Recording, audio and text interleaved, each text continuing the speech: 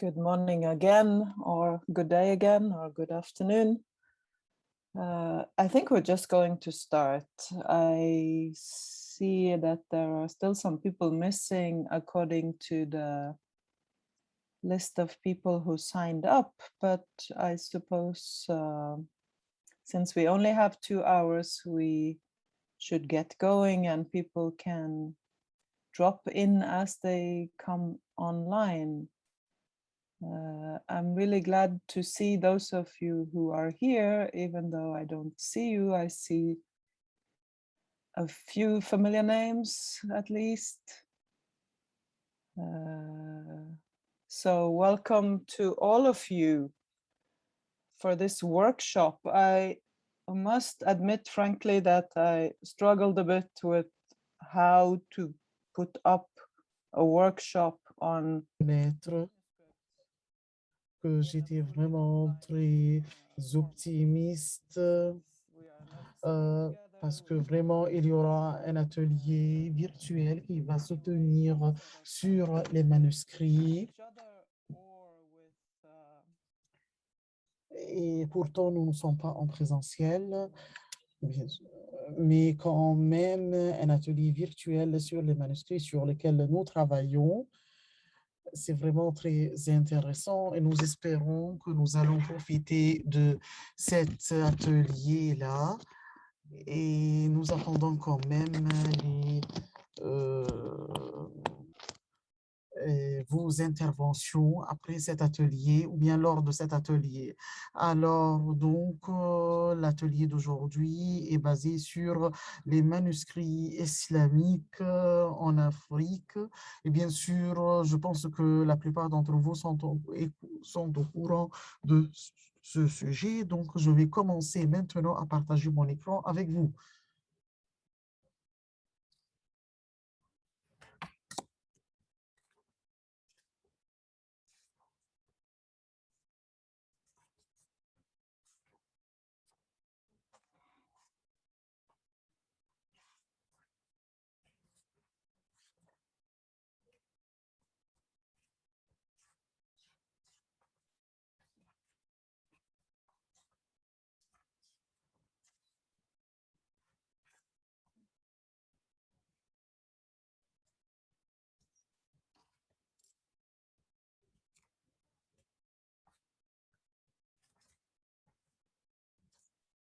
Donc, j'espère que vous voyez tous mon écran.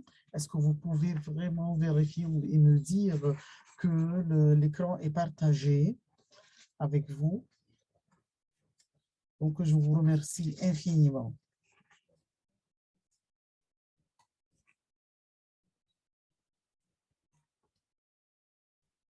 Alors, lors de cet atelier que vous avez pris déjà, alors donc j'ai posé 4 questions pour les personnes qui ont déjà assisté à la séance du dimanche dernier. Et en fait, ce que je peux dire, que je suis vraiment très intéressée par la période transitoire des manuscrits jusqu'à l'impression. Et donc, et voilà. Et je peux dire que vraiment, ça peut être comme une sorte de récompense pour le travail des manuscrits en Afrique qui date à partir de 1870 jusqu'au 1940 ou bien 50. Alors, pendant cette période, nous pouvons voir il y a un grand nombre de manuscrits et qui sont vraiment imprimés, qui sont vraiment, qui ont vu le jour. Et donc, c'est tout ce que j'ai dit pendant ou bien lors de mon intervention dimanche dernier. Et nous pouvons voir qu'il y a un grand nombre de manuscrits qui a été vraiment répandu ou bien en pleine expansion pendant cette période. Il y avait quand même d'autres collègues qui ont parlé de leur projet à Mali et au Sénégal. Et nous pouvons dire que aussi qu'il y avait des poèmes, et il y avait des poésies qui ont été récitées et qui ont été mentionnées dans les manuscrits jusqu'à 1970. Donc voilà, ça c'était la première question qui a été posée. Et donc nous pouvons penser vraiment à cette question. Et je vous ai donné un exemple, c'est l'exemple ou bien de la production d'un manuscrit qui est intitulé Doa al-Saba. Et concernant le deuxième point, c'est le manuscrit en tant qu'une source pour l'histoire sociale, ça peut être pour la littérature ou bien pour la religion et bien d'autres. Et vraiment, et moi, je suis historienne, professeur en histoire, et je suis vraiment très intéressée par ces manuscrits et je vois ces manuscrits d'un point de vue ou bien d'une certaine perspective en tant que je suis historienne. Et parce que tout cela nous donne une idée sur l'évolution ou bien la progression de la religion et de la littérature. Nous avons ici deux questions que j'ai essayé de poser. J'ai essayé en fait de faire une certaine interprétation par moi-même. Et donc, j'ai mis les intitulés ou bien les titres de ces livres-là dans la bibliographie que vous avez. Mais en fait, c'est pas tout à fait mon domaine de spécialisation et je pense en fait qu'il n'y a pas assez d'études qui ont été entreprises sur les aspects ou bien les styles visuels textuels, mais quand même, il y a quelques études qui sont individuelles. Nous espérons dans l'avenir que les futures générations puissent faire quelque chose dans l'avenir. J'attends bien sûr vos interventions et aussi nous avons la quatrième question qui concerne le développement de la langue, l'arabe, le swahili, la jami, sur le plan linguistique et stylistique et leur évolution et aussi le changement, par exemple, langagier et aussi rhétorique. C'est un point qui est vraiment très important, qui est en deux sens. Donc, comme je vous l'avais dit, ça ne fait pas partie de mon domaine de spécialisation, mais quand même, ça va être très, très intéressant d'en discuter avec vous. Et maintenant, nous allons voir quelques remarques qui ont été partagées avec vous.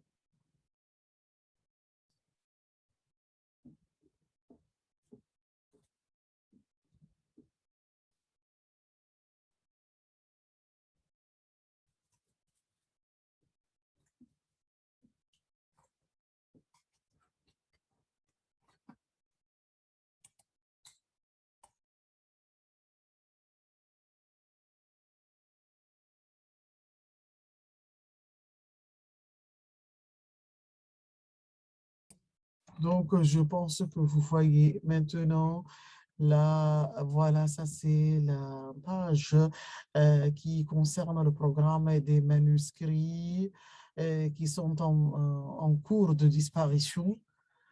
Et donc, je vais partager avec vous deux collections de manuscrits qui sont numériques, CIEP. Donc, vous pouvez trouver cette page-là sur Internet qui concerne notre projet.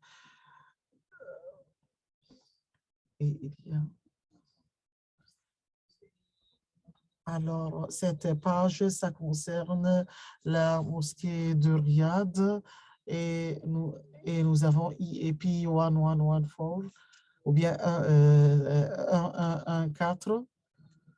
Et comme je vous l'avais dit dimanche dernier, que donc ces deux collections sont différentes. La collection de Riyad, c'est le résultat d'un cursus qui a été enseigné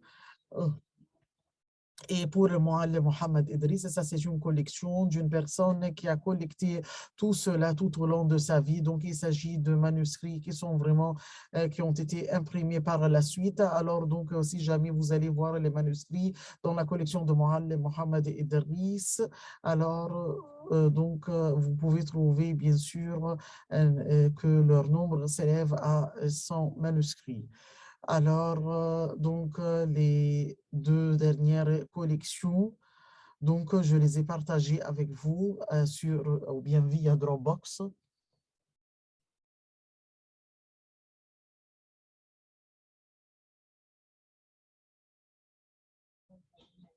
Donc, est-ce que vous pouvez voir maintenant une version du Coran?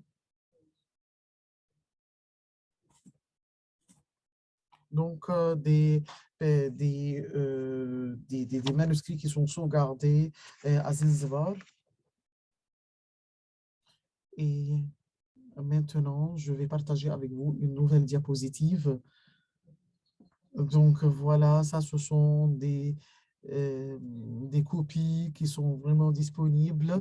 Alors, vous pouvez les consulter et vous pouvez bien sûr les voir pendant l'atelier. Et voilà, ça, c'est une version du Coran qui se trouve à Zanzibar. En fait, il y a aussi la version complète ou bien intégrale de Al-Sabasib As-Sab'a. Et nous allons voir quand même tout le matériel sur lequel nous allons travailler pendant notre atelier. Donc, je suis vraiment désolé. Je suis vraiment désolé pour la lenteur en fait de mon intervention parce que en fait j'ai pas su si par exemple est-ce que nous allons travailler sur une question c'est-à-dire à part nous allons prendre chaque question à part ou bien nous pouvons travailler selon des groupes par exemple dans des petites salles séparées.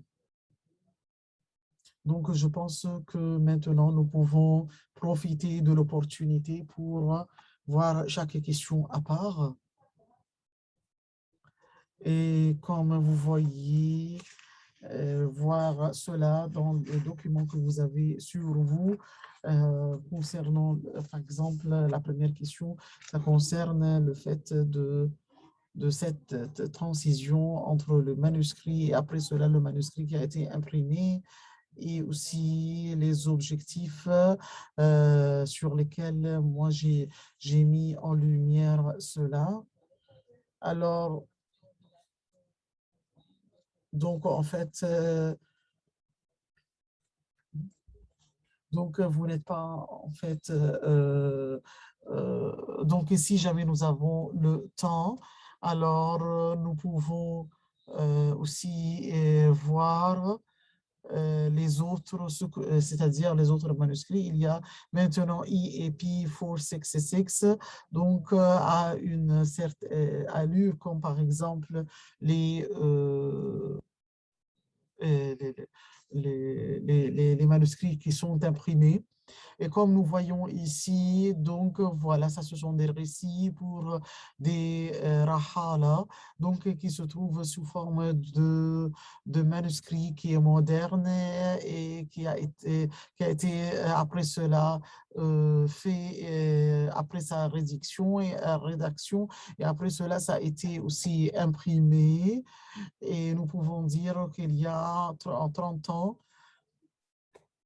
entre le fait d'écrire le manuscrit aussi son impression et nous pouvons dire donc que c'est-à-dire nous pouvons l'écrire et après cela nous pouvons l'imprimer par la suite et nous pouvons dire donc que les personnes qui travaillent, qui travaillent sur l'impression sont en fait les personnes concernées.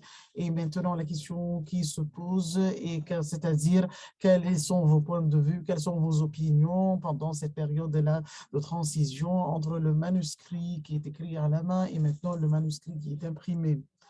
Alors, nous devons penser à cela entre le passé et le futur et nous pouvons prendre quelques questions ou bien essayer de trouver des réponses à toutes les questions que j'ai posées concernant les collections des manuscrits de l'Afrique de l'Est. Et aussi, il y a d'autres collections qui concernent l'Égypte et l'Afrique de l'Ouest. Et je vois qu'il y a aussi des experts de l'Afrique de l'Ouest qui sont entre nous ou qui sont parmi nous aujourd'hui. Alors, donc, est-ce que, c'est-à-dire la question qui se pose maintenant, est-ce que nous pouvons maintenant commencer nous pouvons ouvrir notre petite salle et commencer nos ateliers après c'est-à-dire nous pouvons avoir 20 minutes de discussion et après cela, nous allons voir les autres questions successivement. Et nous pouvons avoir un tout petit temps entre les questions qui sont posées pour que nous puissions les discuter ou bien les partager. Est-ce que vous êtes d'accord avec ce que je viens de dire? Donc, je pense que je vais demander de la part des organisateurs de commencer à ouvrir les petites salles et après cela, je vais me balader dans les petites salles pour voir les discussions entre chaque groupe, de chaque groupe à part. Commencer cette discussion, nous pouvons passer directement à la troisième question, parce que c'est là que vous pouvez partager avec nous vos expériences dans ce domaine. Donc, je vois maintenant quelques experts dans le domaine.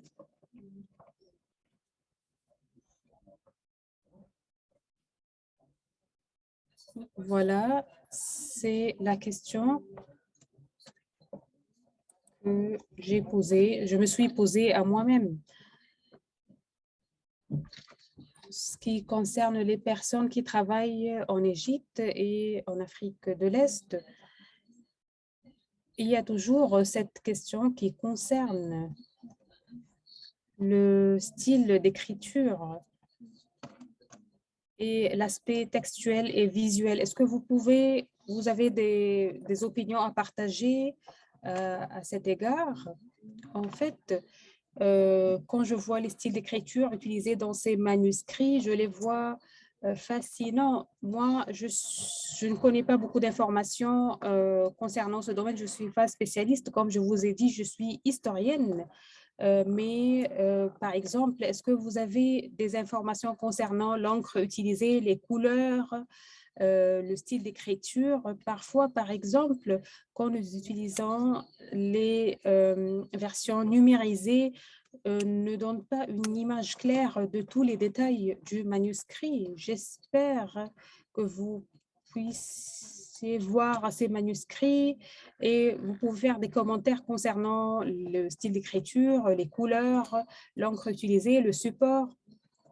Est-ce que ce style d'écriture a une relation directe avec l'Afrique de l'Est ou bien avec d'autres pays comme le Yémen ou bien Hadramaut, d'où proviennent ces styles d'écriture et quels sont les styles d'écriture relatifs à chaque région. Nous avons d'autres exemples de Zanzibar, provenant des archives de Zanzibar. Est-ce que ça vous donne une idée des styles d'écriture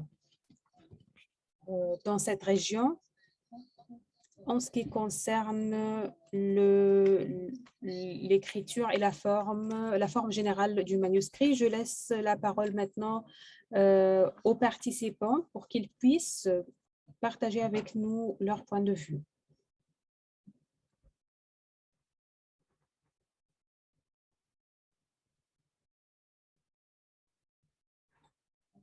je vous invite à participer, à donner des commentaires dans n'importe quelle langue, en français, en arabe, en anglais. Catherine, je suis docteur Ahmad Atiya.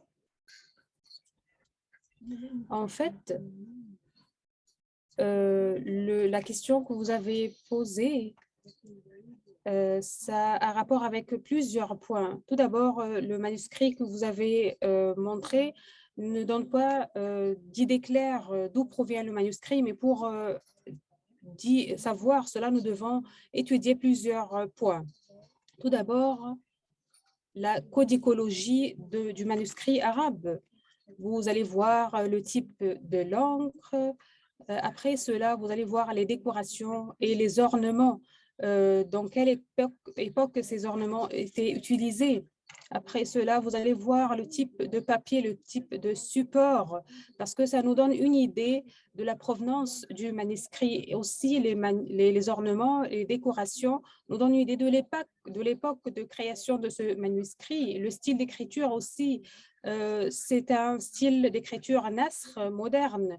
Tout cela va nous aider à connaître la provenance du manuscrit. Bien sûr, vous allez aussi étudier le type de papier, le genre de papier qui est le support du manuscrit. Ça va nous donner une idée aussi de l'époque temporelle de la production du manuscrit. Autre chose, comme j'ai déjà mentionné, les ornements, les décorations qui peuvent nous aider à connaître l'atmosphère ou bien le contexte de création du manuscrit. Les ornements avaient une relation directe avec une telle époque.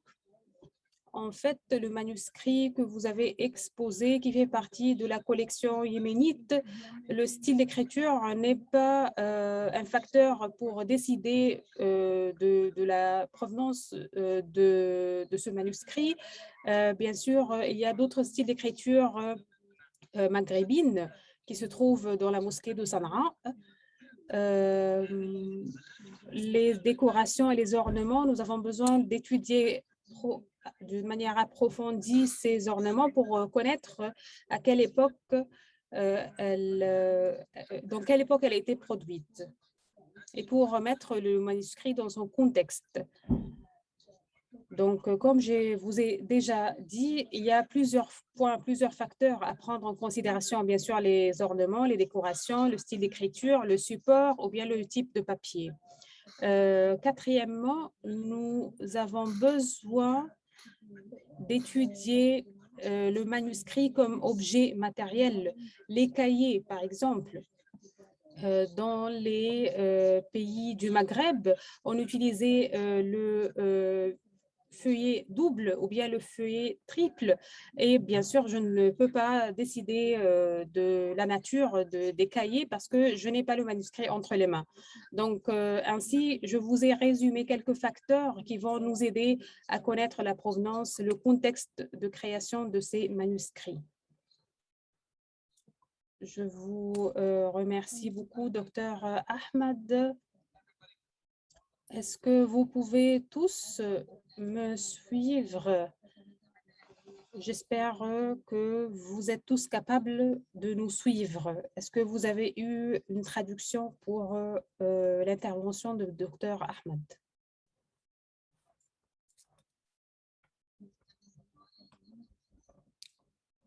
Est-ce que vous avez pu écouter la traduction? J'ai pu écouter la traduction, mais pas tout le temps. J'essaye de suivre en arabe ou bien en anglais. Peut-être je vais répéter ce qui a été dit en anglais.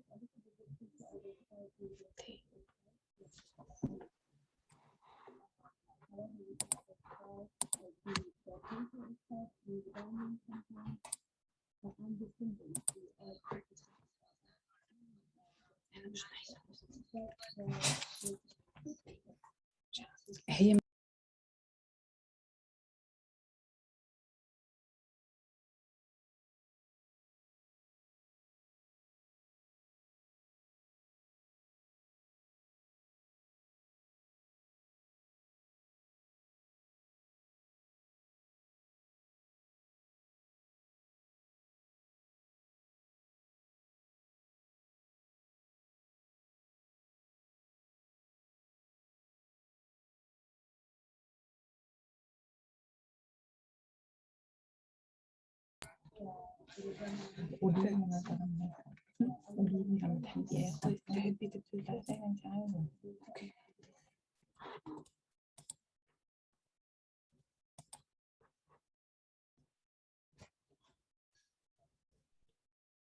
Allez-y, est-ce que vous avez des commentaires qui concernent ce manuscrit? Si nous passons à la page de ISP, vous allez voir plusieurs pages du manuscrit que je vous ai déjà montré. Est-ce que vous pouvez nous montrer le manuscrit une autre fois parce que l'image, la photo n'est pas claire? Oui, je vais partager mon écran.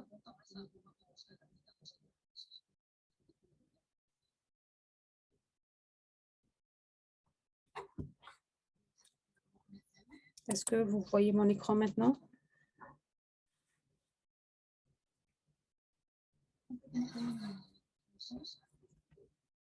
Est-ce que vous voyez mon écran?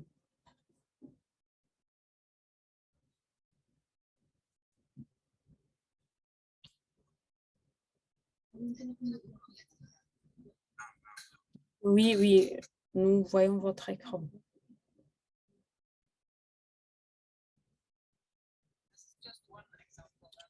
C'est juste un exemple qui a été choisi d'une manière aléatoire. Donc, je pense que c'est une page très fascinante. Je vois qu'il y a beaucoup de formes d'écriture, de styles d'écriture. Vous voyez beaucoup de couleurs. Et c'est pourquoi j'ai choisi cette page, mais je n'ai aucune information supplémentaire concernant cette page. On n'a pas fait d'analyse ou bien des descriptions, que ce soit en ce qui concerne le style d'écriture, la reliure, le support, le type de papier, l'encre, les couleurs et ainsi de suite. Je n'ai aucune information. En fait, ce n'est pas, ça n'a rien à voir avec choisir, à choisir un manuscrit qui est façonné, mais en fait, ça a rapport avec les études, comme vous connaissez, madame, les études codicologiques qui sont très importantes. La page que vous avez exposée est écrite dans un style d'écriture de Nasr moderne, peut-être au Xe siècle ou après le Xe siècle aussi.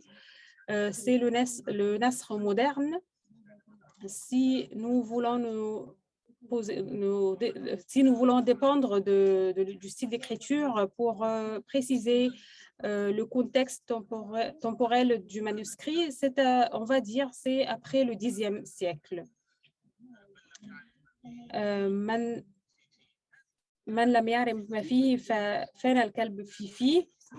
Donc, c'est le titre, c'est une partie du titre. Les ornements, les décorations ne reflètent pas la civilisation islamique arabe. C'est une décoration qui a été inventée par le copiste.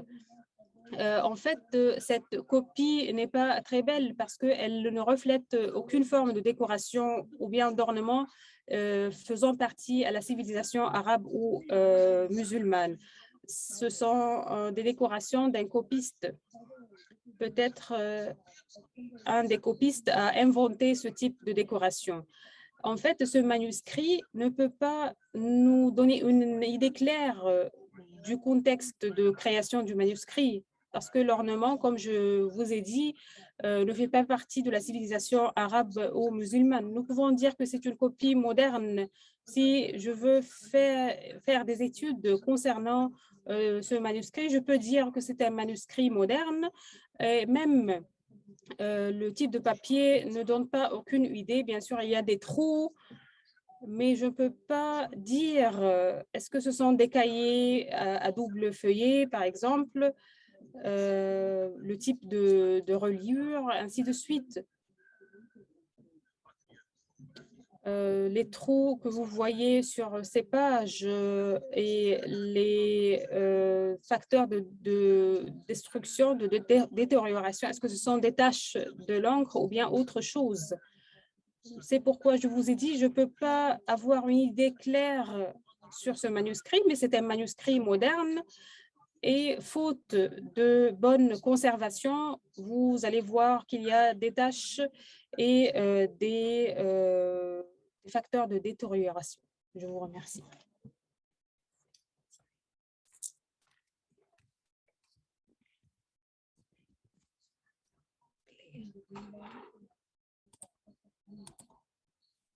Merci beaucoup de cette analyse. Bien sûr, et sans doute, c'est moderne. C'est peut-être vers la fin du XXe siècle. J'aime le commentaire qui a été fait par quand vous avez dit la description et non pas d'un artiste qui a été désigné séparément. C'est un manuscrit de l'Afrique de l'Est, à l'exception des manuscrits coraniques de grande qualité qui ont été faits par de grands artistes ou des artistes de grande qualité.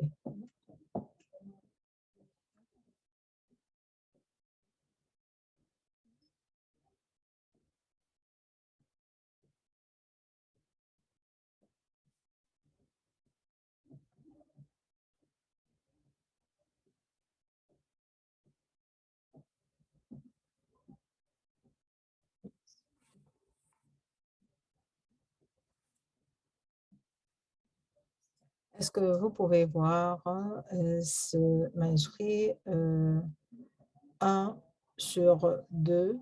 Est-ce que c'est bien le manuscrit que vous pouvez voir sur l'écran maintenant? Oui, c'est bien visible.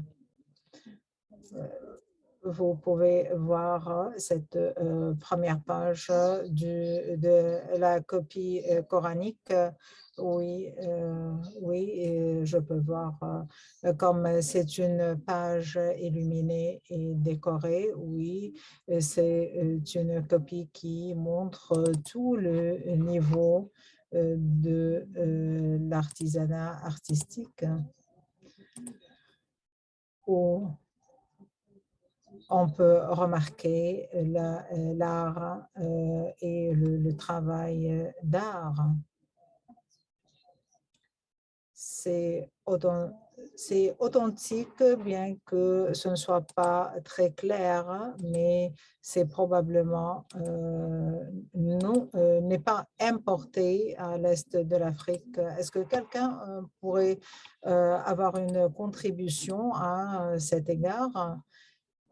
Et je peux très bien défaire les pages si vous désirez voir les autres pages. Voilà. Et ce sont des photos, des échantillons de photos qui ont été prises aux fins d'exposition et non pas aux fins de numérisation. Et donc, ce sont des photos qui ont été prises à titre d'échantillon et qui s'intéressent aux copies coraniques dans son ensemble. Je suis anglophone. Dans cette image, je peux voir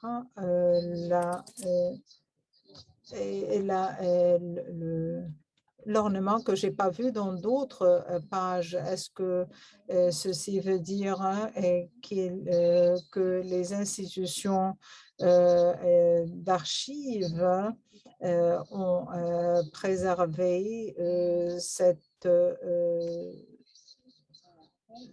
ornement? Et je pense qu'il y a un problème de offset de l'encre sur le papier. En ce qui concerne Je pense qu'il s'agit là d'un travail qui a été fait par l'institution. Oui, il s'agit d'un problème de copistes où ces copies ont été collectées par les musées sous les auspices coloniales. Et dans certains cas, la transmission des papiers n'a pas suivi la même méthodologie. Oui, c'est un problème commun. Et dans ce cas-là, d'ailleurs, je ne suis pas tout à fait certaine, ne vous souciez pas, mais je pense qu'il s'agit d'une option de collection ou de recueil qu'on a remarqué depuis les années 1920. Est-ce que quelqu'un d'autre aurait une contribution sur la copie? Je crains que je ne suis pas expert en la matière. Quelqu'un d'autre aurait une contribution à faire. Moi non plus, je ne suis pas experte moi-même.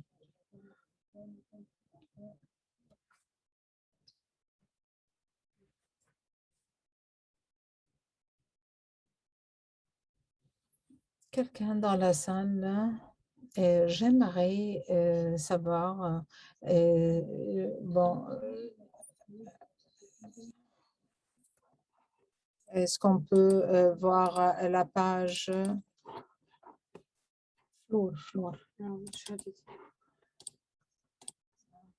Et dans ce cas-là, je dois passer à chaque page séparément. Cette copie est verticale, non?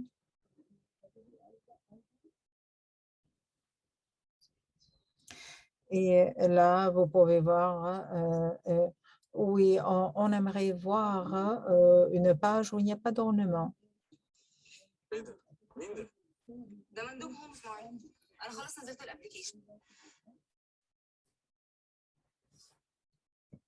Peut-être celle-ci est une bonne copie que vous désirez voir. Oui, c'est bon.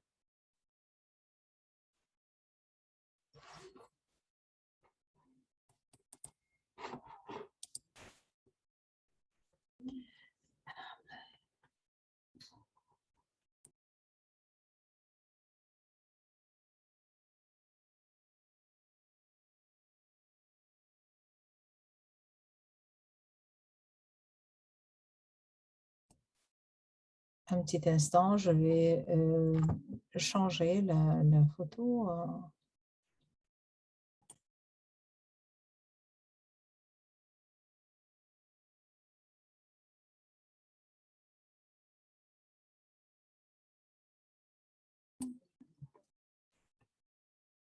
Est-ce que je peux faire un commentaire sur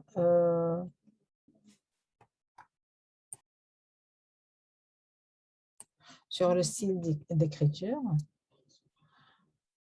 Oui, ce style d'écriture utilisé, d'ailleurs, cette version est écrite en style Nasr, mais il y a également une influence du style marocain. Et si l'on regarde cette lettre kaf est marocaine et n'est pas koufi. Et cette influence du style marocain peut avoir apparu à un moment un peu tardif. Et même Innahu, c'est écrit en style roqa. Et il s'agit là d'un style moderne qui a été mis en place lors de l'époque ottomane vers le XVIIIe siècle. Et il y a la lettre Ra où on lit la faridun wa la bikr.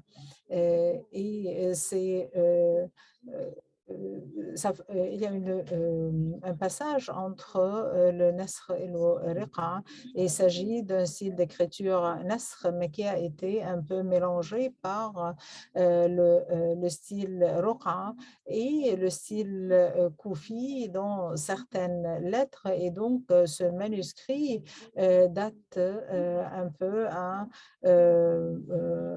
remonte à l'âge au XIIIe siècle de l'Hégire. Et donc, on a trouvé Nasr, le style Nasr, Thuluth et Riqa.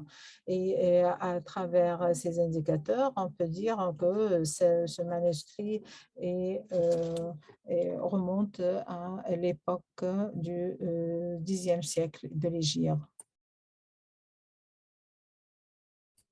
Merci, Dr Ahmad.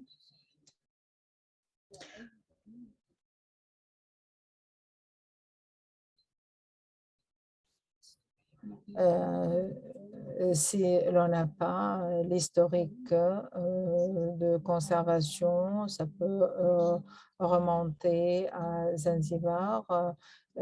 C'est l'endroit qui a pu avoir acquis ce type de manuscrit illuminé et en ce qui concerne le style d'illumination dont j'ai pas beaucoup d'informations, est-ce que quelqu'un aurait une connaissance? Je pense que Marie a parlé de l'utilisation de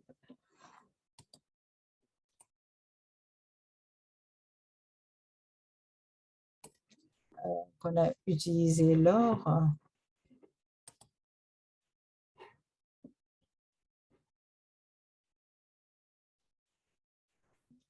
Entre-temps, je vais essayer de trouver la référence, mais ce n'est pas nécessairement bien informatif dans ce cas-là. Est-ce qu'il y aurait d'autres commentaires?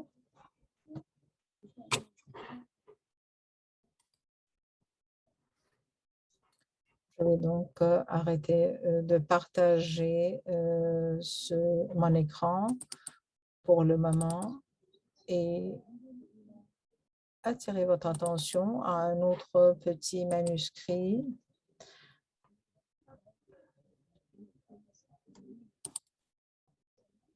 Je pense que quelques-uns d'entre vous ont entendu parler de ce manuscrit qui remonte aux années 1930. Et là, on parle de la direction d'enseignement de Zanzibar. Et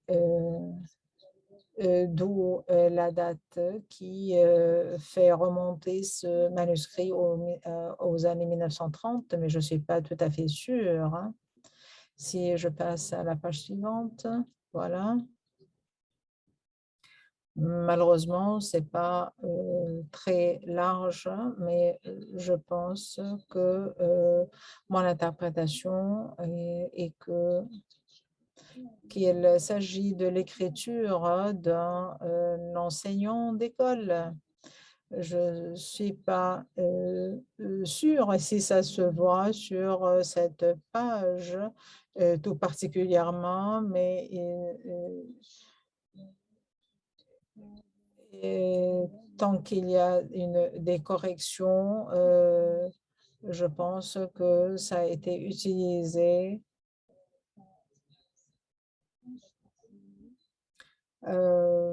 pour écrire des chansons où il y a une troisième option où ce document a été curé et qu'il a été rédigé pour des fins de patrimoine, pour enregistrer je pense que cette page seule ne peut pas nous mener à faire une conclusion. Allez-y, monsieur. Est-ce que je peux parler? Oui, allez-y. Je pense qu'il ne s'agit pas de document pédagogique, mais il y a certaines prières ou des sollicitations des musulmans que les musulmans répètent tous les jours à travers la journée.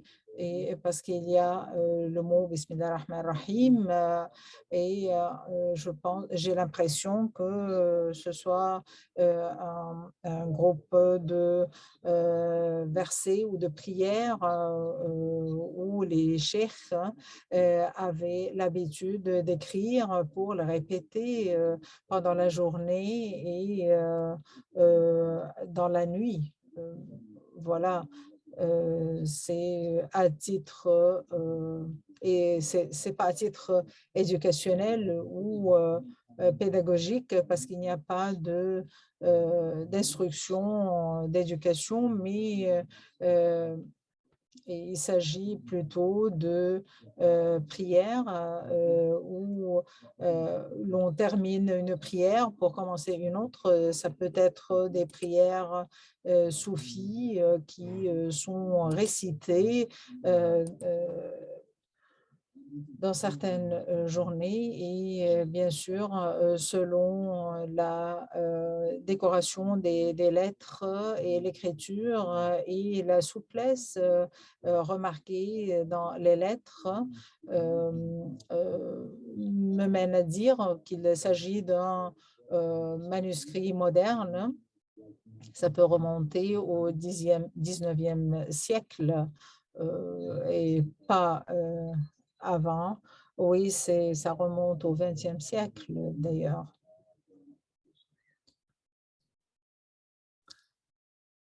J'ai pas remarqué la date. Merci.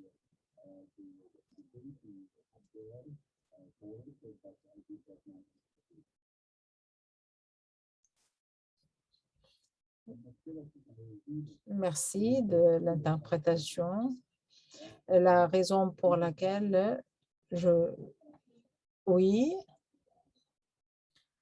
la photo que vous projetez est la page à droite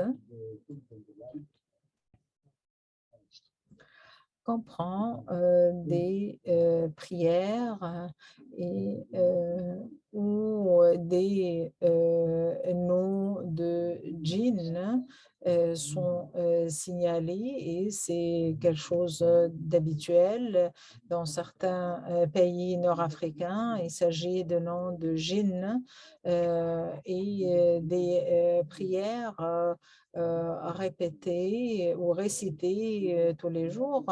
Il s'agit de certaines formules de sortilège qui sont répétées par certains cheikhs. Et à gauche, il s'agit de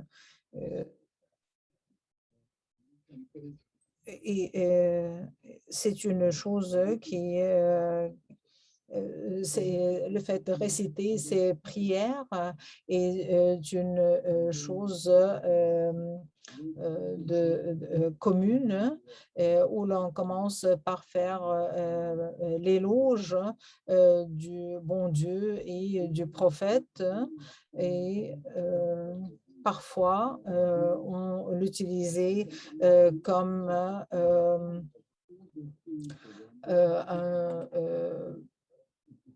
un manuscrit qu'on met autour du cou des jeunes filles, par exemple, pour chercher à lui trouver un époux, par exemple, ou pour garder les enfants. Et bon, c'est un truc, une astuce dont on avait l'habitude de faire. Merci. Merci de votre contribution. Je suis tout à fait d'accord. J'ai publié un article sur ce sujet tout particulièrement. Surtout que j'ai trouvé une constatation de prière pour faire appel au djinn pour des fins de protection. Et je trouve très intéressant de le voir écrit et rédigé avec tous ces détails, en mélangeant la modernité et le genre de cahier sur lequel on l'a rédigé, et ce qui me mène à me demander pourquoi on l'avait écrit, mais je pense que la personne pourrait l'avoir écrit aux fins de récitation et qui l'utilisait d'ailleurs, ou bien que la personne voulait le garder pour l'inclure dans un autre texte à un moment où la modernité était en vogue à Zanzibar, mais qui faisait objet de critiques. Bien sûr, je pense qu'il est un peu difficile de tirer les conclusions à partir du style d'écriture même, mais je trouve que cette écriture minutieuse dans ce genre de livret. Je ne sais pas si vous avez des contributions à faire en ce qui concerne le style d'écriture.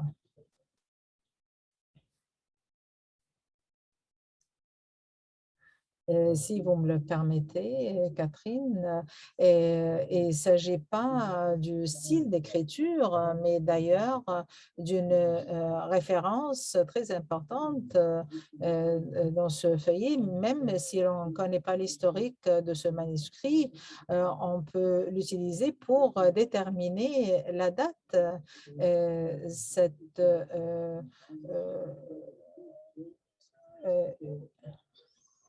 Regardez-moi la souris que je passe sur le manuscrit. S'il s'agissait du XXe siècle, l'on trouvait tous les feuillets ensemble, mais cette question de Soleil Siroba et Khomessi, d'écriture, quand vous dites qu'il s'agit de Zanzibar, mais si ce manuscrit remontait à des époques précédentes, l'on trouverait la souris ici. Mais je pense que si l'on regarde le style d'écriture, l'on dirait que c'est certainement moderne.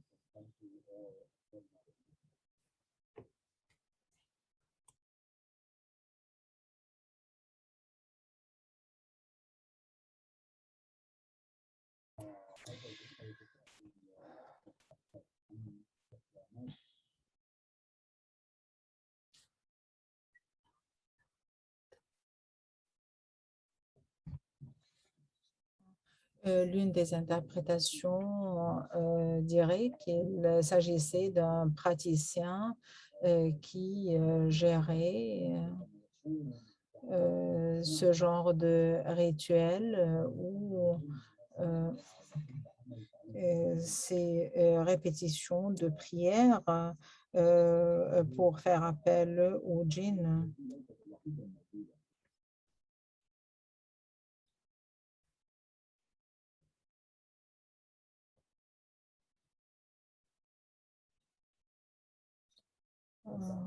On peut peut-être passer à au dernier manuscrit avant de terminer cette séance. Je vais arrêter de partager l'écran. Et je retourne au PowerPoint.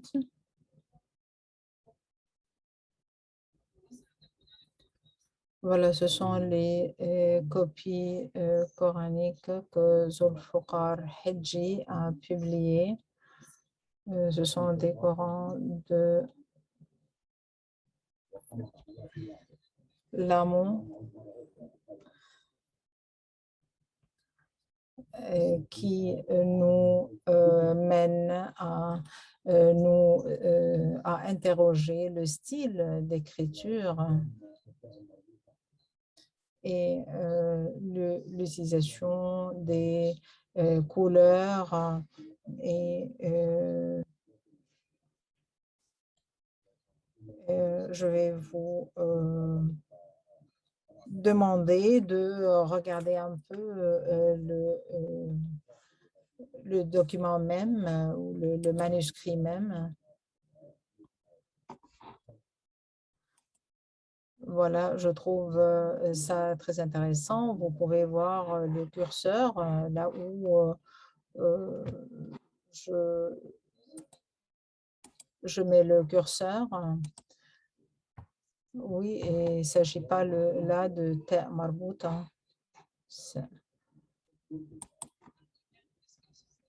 Et voilà, on discute un peu les références au développement, le style tribal de l'Afrique de l'Est.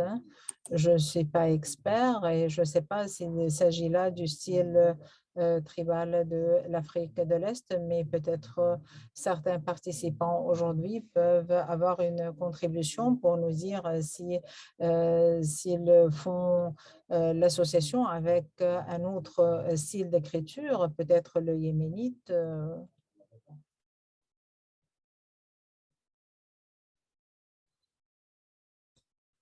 Toute contribution serait utile.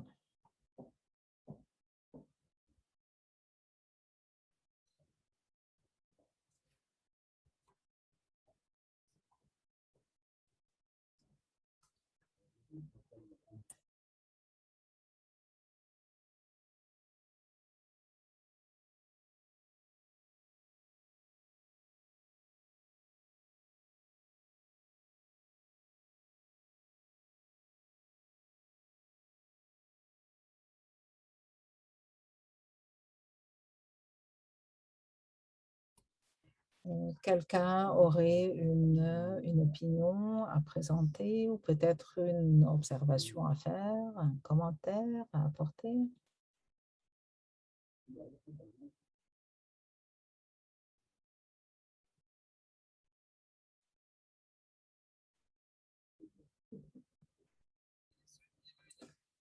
C'est certainement tout à fait différent du Coran, des archives nationales de Zanzibar.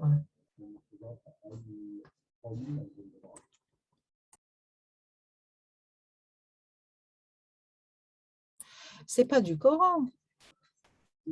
C'est pas du Coran. Ce qui est écrit là dans ce manuscrit, c'est pas du Coran. Il s'agit de prières. C'est pas du Coran. Et c'est une simple référence que je fais là. Oui, à droite, il s'agit d'une section de sollicitation.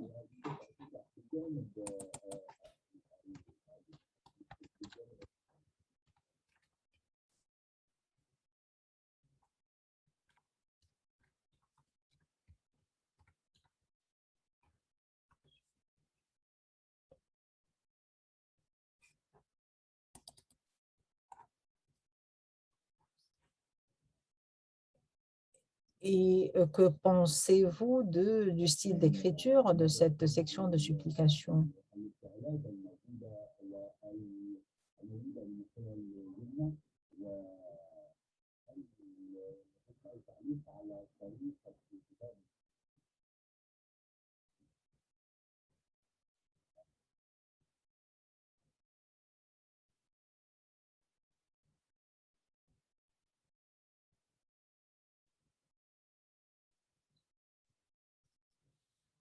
Je n'ai que le silence.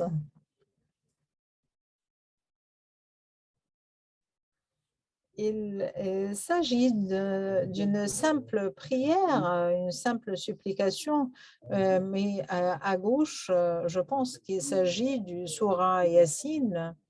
Est-ce que cette supplication est répétée dans chaque sourate coranique dans ce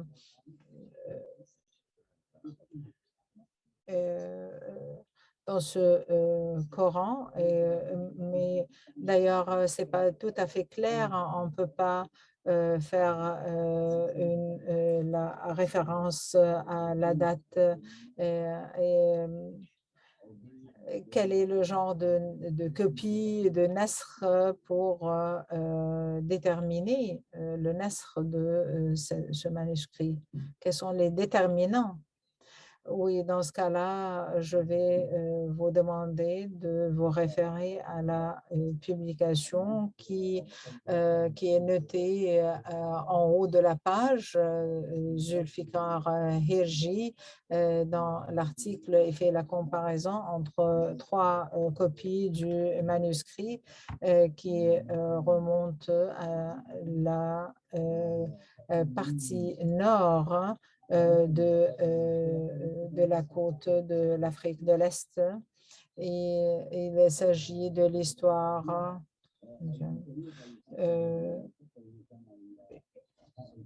et il s'agit également du style du manuscrit et l'illumination et du point de vue de la production coranique en Afrique de l'Est. Et c'est certainement trois des copies majeures connues dans l'Afrique de l'Est.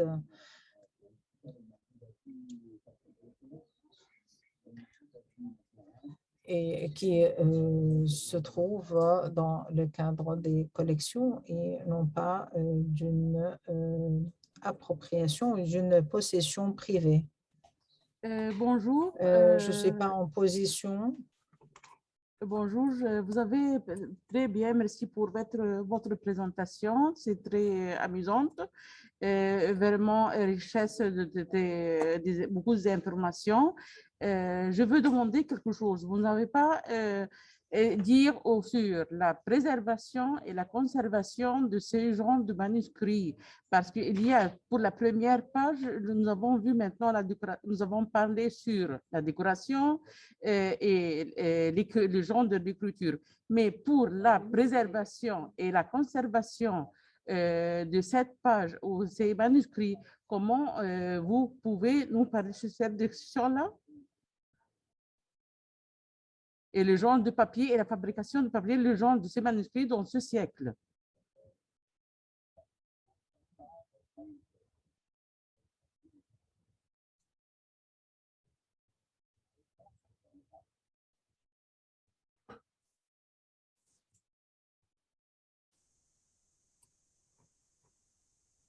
Merci, merci beaucoup de cette question excellente parce que je pense qu'il s'agit d'une question bien importante là.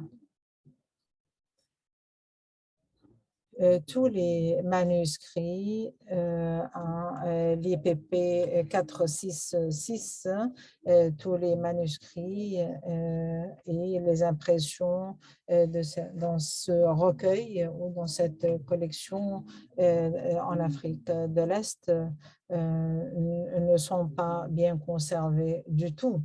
Elles sont certainement simplement gardées dans les mosquées pour les garder en sûreté en quelque sorte, mais certainement font objet et sont exposés à l'environnement humide, je dirais. Je peux improviser un peu ici et peut-être trouver une autre présentation pour vous montrer d'autres cas. Je vais vous montrer quelque chose là. Je cherche un peu.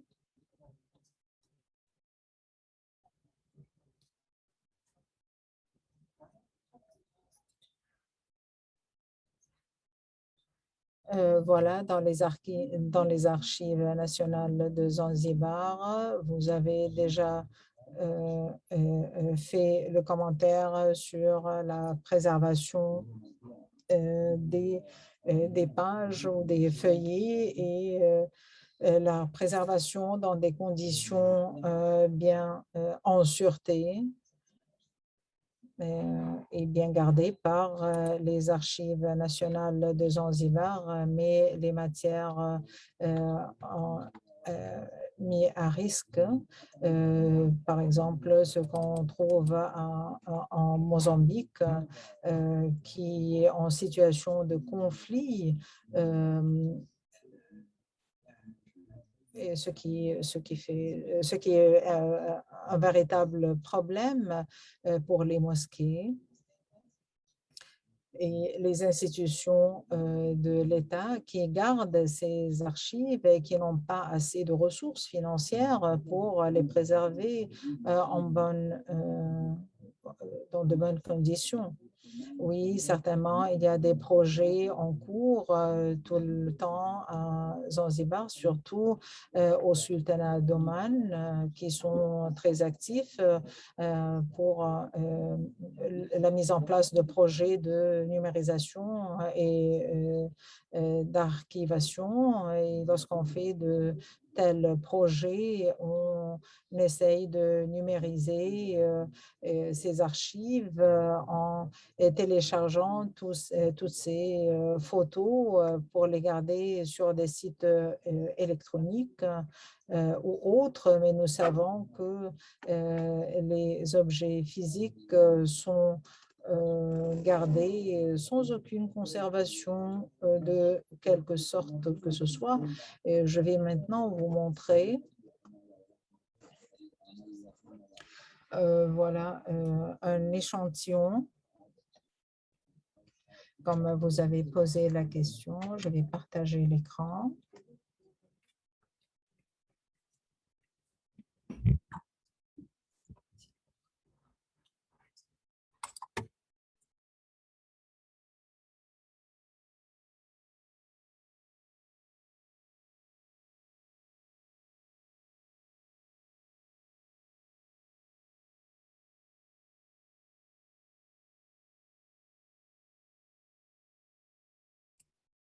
Donc, je vais essayer de chercher la présentation. J'ai commencé à partager mon écran. Est-ce que vous voyez mon écran?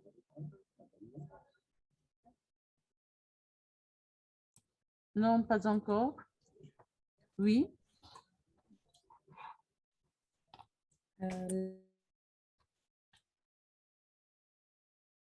Est-ce que vous voyez cela? Oui, je le vois. Donc, comme je vous ai dit, c'est l'état des choses.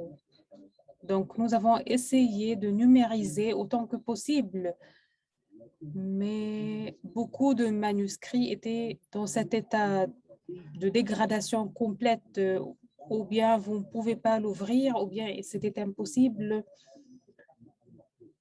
de les toucher. Si, par exemple, vous allez les numériser, vous allez les toucher pour les numériser, vous allez les endommager davantage.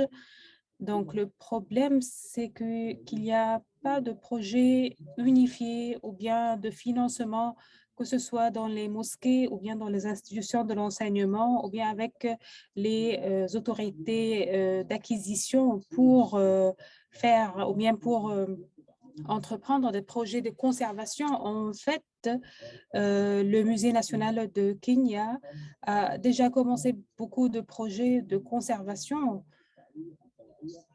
pour faire un travail sur place pour la conservation de ces manuscrits, que ce soit dans des boîtes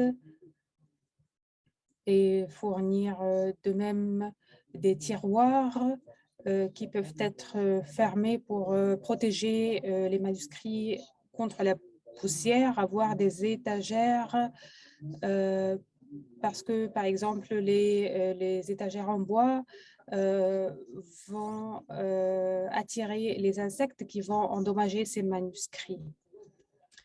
Donc, je connais bien sûr, d'après mon expérience, que beaucoup de personnes qui ont travaillé dans le domaine des manuscrits à travers le monde ont déjà rencontré ces problèmes. Et puisque vous avez posé cette question, je suis ravie d'ouvrir une discussion en ce qui concerne les meilleures pratiques. Je connais que quelques personnes ont des expériences de Tombouctou ou bien de l'Afrique de l'Ouest. Ils ont travaillé là-bas. Le problème de l'Afrique de l'Est, c'est presque le contraire. Il est très difficile d'avoir un financement parce que les manuscrits ou bien cette région n'est pas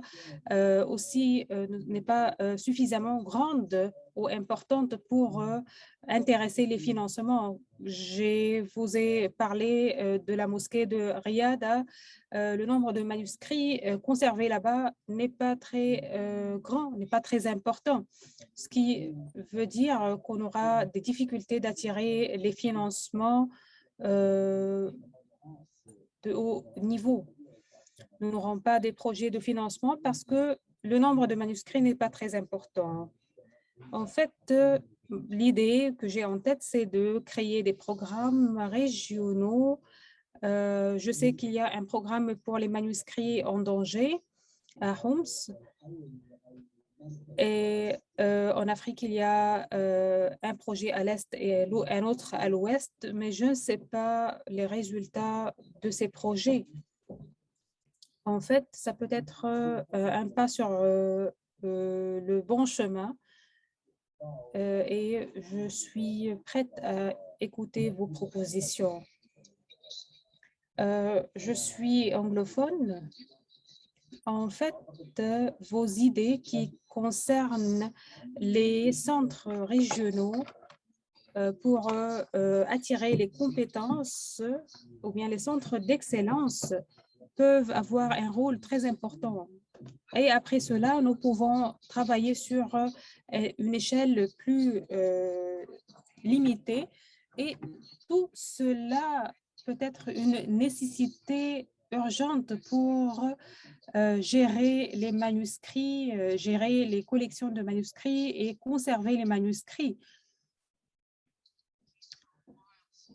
Et nous devons commencer par cela comme un premier pas. Bien sûr, il y a un environnement climatique très difficile, des insectes qui donnent ou bien qui endommagent les manuscrits. Bien sûr, nous pouvons entreprendre des efforts et commencer les efforts tout de suite pour essayer autant que possible de protéger, de conserver ces manuscrits. J'apprécie votre contribution. Je sais que vous avez une vaste expérience. Je suis prête à vous aider de n'importe quelle façon possible. Je connais que le projet de Tombouctou était différent dans le sens qu'il y avait beaucoup de niveaux. Oui, bien sûr, il y avait des relations entre gouvernements. Nous avons aussi travaillé avec le gouvernement local et les institutions du gouvernement local. Mais nous avons besoin aussi d'arriver aux communautés locales parce que nous devons sensibiliser ces communautés, ces populations de la conservation. Vous devez aussi les sensibiliser pour ce qui est du nettoyage des étagères, de la conservation, de la fermeture des étagères, de la fermeture des tiroirs où sont conservés les manuscrits.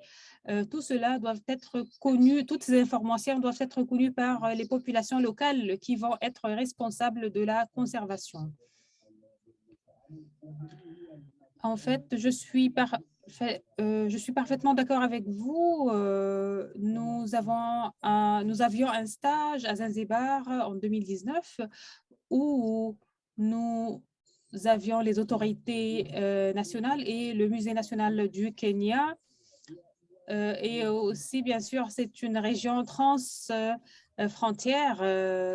Parfois, vous avez des autorités nationales qui ont leur propre agenda, leur propre programme, leur propre financement et style de financement, et aussi leur système de donation et de dons, leur système de dons, et ça complique la tâche.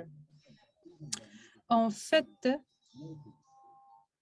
chaque collection individuelle, comme la collection que nous avons sous les yeux, va nous coûter beaucoup de sommes d'argent pour entreprendre des activités de conservation. Et j'ai préparé les budgets plusieurs fois. Et en fait, ce que j'ai observé, c'est que les budgets peuvent être contrôlés. Mais le problème, comme je vous ai déjà dit, que les sponsors, les grands sponsors ne sont pas intéressés à ces manuscrits parce que les collections ne sont pas trop larges. Bien sûr, en ce qui concerne les institutions qui pourraient aider et pourraient avoir une contribution palpables ou bien tangibles sur le terrain. Nous devons les connaître et peut-être ils peuvent faire des analyses, des photos de ces manuscrits, la provenance de ces manuscrits, les modes de fabrication. Je pense que c'est très important d'étudier ces manuscrits, d'avoir accès à ces manuscrits pour les étudier. Ça nous donne des informations de très haute valeur concernant le côté politique, social et ainsi de suite. Bien sûr, c'est une image très compliquée et c'est une situation même très compliquée à plusieurs égards. Je suis complètement d'accord avec vous, la numérisation est la solution parce que je pense que c'est la solution démocratique. Ça donne accès à l'héritage, au patrimoine, à toute personne ayant un smartphone ou bien un ordinateur et une connexion Internet. C'est mon propre point de vue, mais ça n'aide pas beaucoup les manuscrits physiques qui restent en place dans les régions endommagées ou bien les régions en danger. Si vous avez d'autres contributions, je serais ravie de les écouter.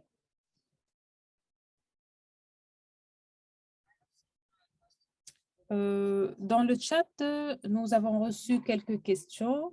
Peut-être nous pouvons répondre. Si vous n'avez pas d'autres commentaires ou de contributions concernant le sujet de la conservation, en fait, il y a des cas où maintenant, je parle de mon expérience en Mozambique. Il y a un manque de confiance pour ce qui est des institutions gouvernementales. Ils ne donnent pas, ou bien ils ne cèdent pas les manuscrits qui se trouvent dans leur possession comme collection privée parce qu'ils n'ont pas suffisamment confiance dans les institutions gouvernementales. Je vais lire quelques questions que nous avons reçues. Dans votre point de vue, comment les manuscrits éducatifs sont différents de l'autre et quelle est leur importance du point de vue codicologique? C'est une excellente question et c'est exactement la question sur laquelle j'ai réfléchi en ce qui concerne le cahier que nous avons vu concernant les incantations de djinns, les supplications, les prières, quels sont les facteurs pour juger d'un manuscrit pédagogique? Est-ce que le cahier était utilisé pour seulement réciter, pour documenter, ou bien est-ce que ça avait un but de transmission de savoir, de connaissances? Bien sûr, on ne connaît pas cela et c'est pourquoi j'ai posé cette question. Est-ce que le manuscrit lui-même peut nous donner une idée à cet égard ou pas? Est-ce que nous pouvons préciser, par exemple, est-ce que ça a un but pédagogique de transmission de connaissances ou bien est-ce que le but, c'est d'écrire ou bien de faire une récitation pour soi-même? Je ferai cet argument concernant les invocations de djinns que nous avons vues depuis. Donc, est-ce que c'est un pratiquant qui a écrit ce texte seulement pour des raisons personnelles ou bien il a essayé d'écrire d'une manière très claire pour transmettre le cahier à une autre personne, donc pour des raisons pédagogiques? En fait, comment nous pouvons faire la différence entre ce qui est éducatif et ce qui est pour un usage personnel ou bien un usage direct? Une personne a écrit Dalail al-Khara'it pour son usage personnel, bien sûr. Et parfois, ils ont mentionné cela dans leur manuscrit. Et parfois, ils ont récité ces manuscrits dans des événements ou bien des cérémonies. Est-ce que ça répond à votre question, madame? Je ne sais pas. Je sais que j'ai répondu à la question par une autre question, mais c'est l'information que j'ai actuellement. Est-ce que ça répond à votre question? Oui.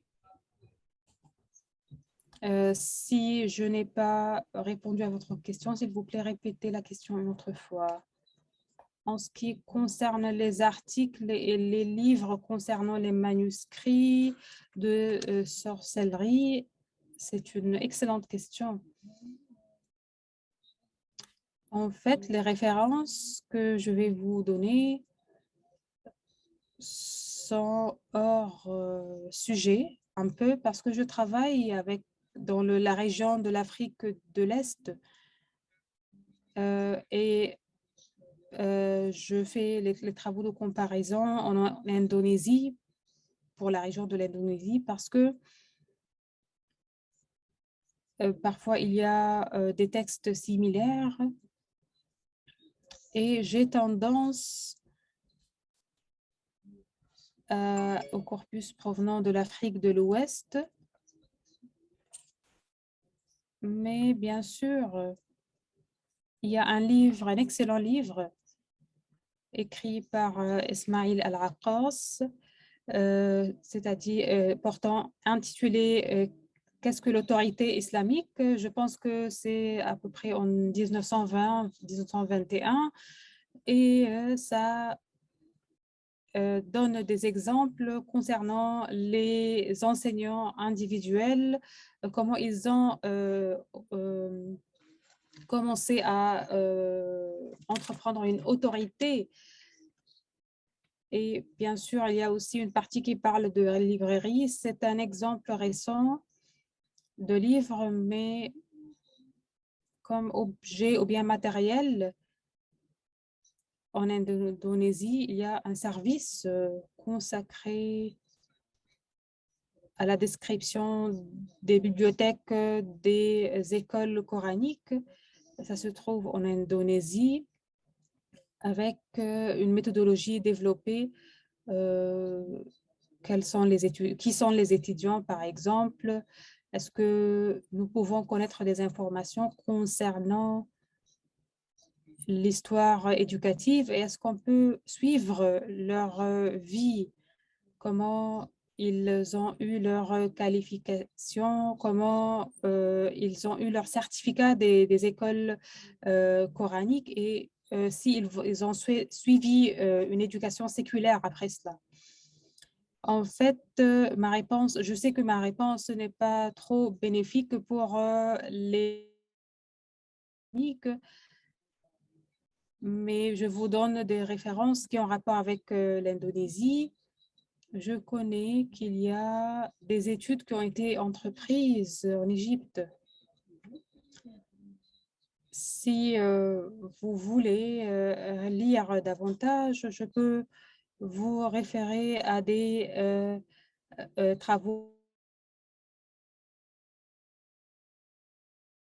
de la prononciation de son nom qui concerne la période de transition entre les manuscrits et l'imprimerie et comment ça par beaucoup de phases dans les librairies en Égypte et ça vous montre des aspects des travaux des bibliothécaires, comment les lecteurs avaient accès aux manuscrits et qui étaient ces lecteurs. Et bien sûr, comment cela avait un impact sur la transition vers la modernité et ainsi de suite. Je peux vous écrire son nom ici dans le chat.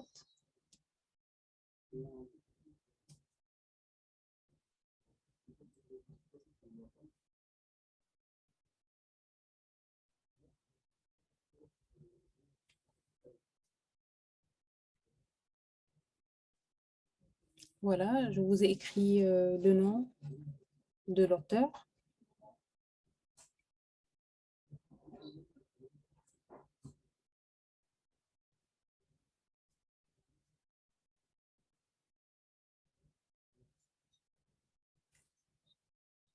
Voilà, ce sont des livres parus en 2020, donc ce sont des livres très récents.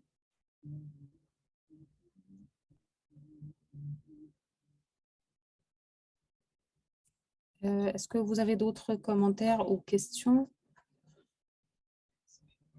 avant de terminer cette séance? Je suis désolée que nous n'avons pas eu la chance de se rencontrer en personne. J'étais hésitante pour ce qui est de la méthodologie d'un atelier en ligne, mais j'espère que nous avons réussi au moins à travailler un peu, à discuter un peu.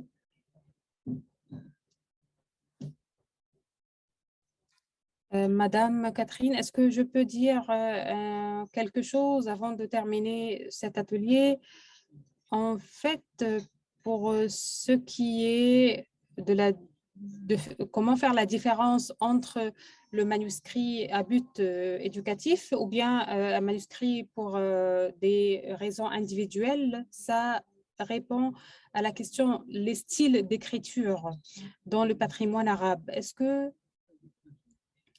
ça a un rapport avec la dictée ou l'écriture par l'auteur lui-même ou à travers les élèves, les étudiants de cet enseignant, par exemple? Ce sont des facteurs très importants pour faire la différence entre les textes authentiques et les textes éducatifs.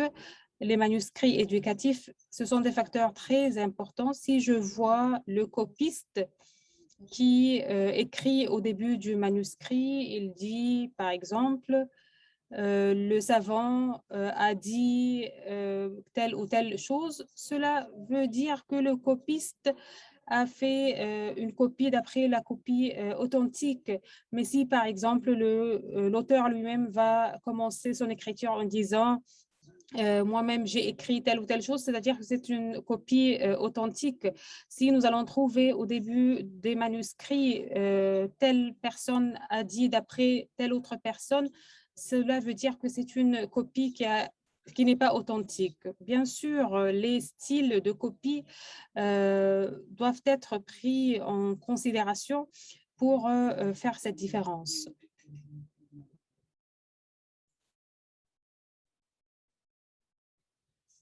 Merci beaucoup pour votre contribution. Je suis d'accord avec vous. C'est ce que nous essayons de faire. Parfois, vous pouvez faire cette différence clairement d'après la collection des manuscrits. Ou bien, si par exemple, vous avez trouvé cette collection de manuscrits dans une institution d'enseignement, vous pouvez tout de suite dire que c'est un contexte éducatif. Mais dans beaucoup d'autres cas, je ne suis pas sûre quel est le but de ce manuscrit, de l'écriture de ce manuscrit. Et peut-être cela au XXe siècle aussi.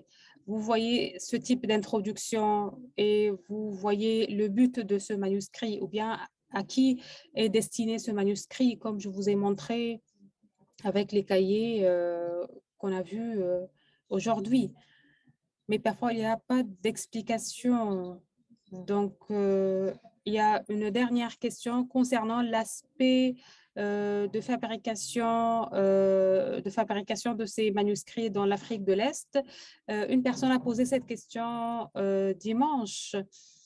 En fait, c'est un domaine qui doit être étudié davantage parce qu'il n'existe pas suffisamment d'études, par exemple dans les archives nationales de Zanzibar, où il y a un aperçu d'ensemble concernant cette question. On me rappelle maintenant qu'il nous reste uniquement 2 minutes avant de terminer cette séance. Je veux donc vous remercier pour votre participation. Je remercie la conférence pour nous avoir facilité la tâche. Je remercie Dalia, je remercie l'équipe, je remercie les interprètes une autre fois pour être toujours avec nous et nous aider toujours. Donc, j'attends impatiemment de vous voir en personne un jour. Je vous remercie beaucoup.